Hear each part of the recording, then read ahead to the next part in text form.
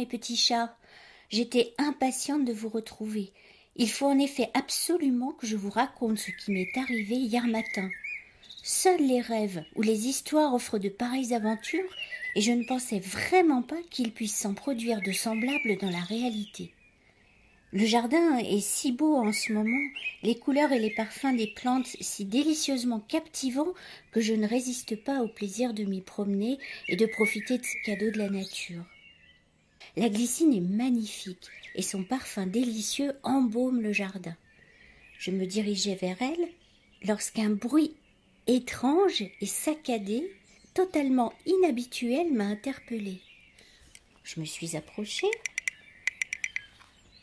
Encore, un peu plus, j'ai cherché et j'ai découvert un petit oiseau de bois bien caché dans le feuillage. Oui, vous avez bien entendu. Vous imaginez ma surprise. Et le plus extraordinaire est que cette petite chose semblait parler. Mais écoutez plutôt.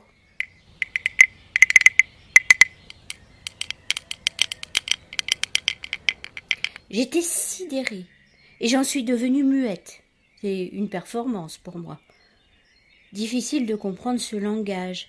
Dans cette suite de sonorités saccadées et rythmées, il m'a semblé distinguer des questions, peut-être des explications, peut-être de la peur, je ne sais pas. Je n'ai pas réussi à décrypter ce message bizarre. Mais attendez, le plus étonnant, c'est que cet oiseau de bois semblait doté d'un pouvoir vraiment spécial. Il se déplaçait à une rapidité telle que je ne percevais même pas ses mouvements.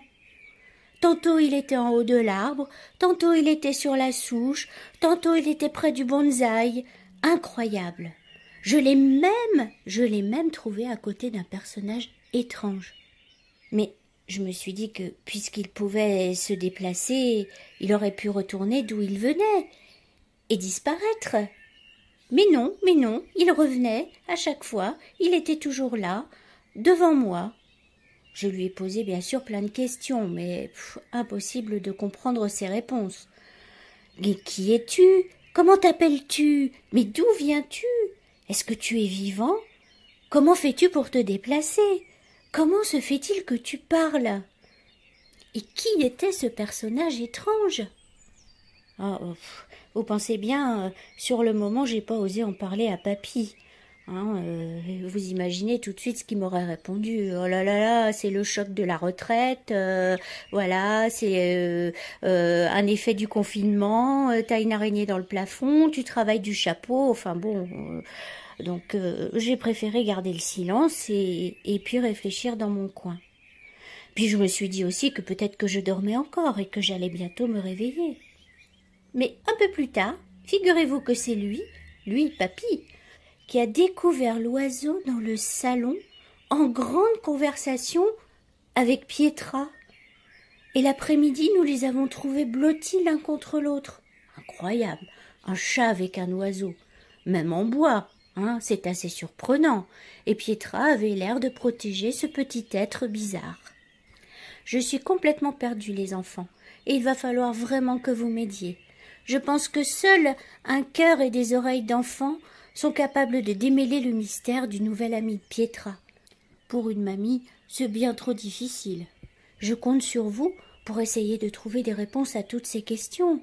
D'où vient-il? Comment est-il arrivé ici? A-t-il été transformé, je ne sais pas, moi, par une sorcière? Je ne sais pas. Vient-il d'une autre planète? Que veut-il nous expliquer? Que cherche-t-il? Il a l'air de si bien s'entendre avec Pietra que je regrette qu'elle ne puisse pas parler. Alors j'attends vos réponses, les enfants. Envoyez-moi des enregistrements, par exemple, ou bien demandez à papa et maman ou d'autres de transcrire ce que vous pensez de cette histoire, la manière dont vous la voyez. Je compte sur vous, et peut-être comme ça pourrons-nous raconter une ou plusieurs aventures de ce petit oiseau, selon l'interprétation que vous donnerez à son message. J'espère que vous allez trouver. Je vous embrasse très fort. À bientôt.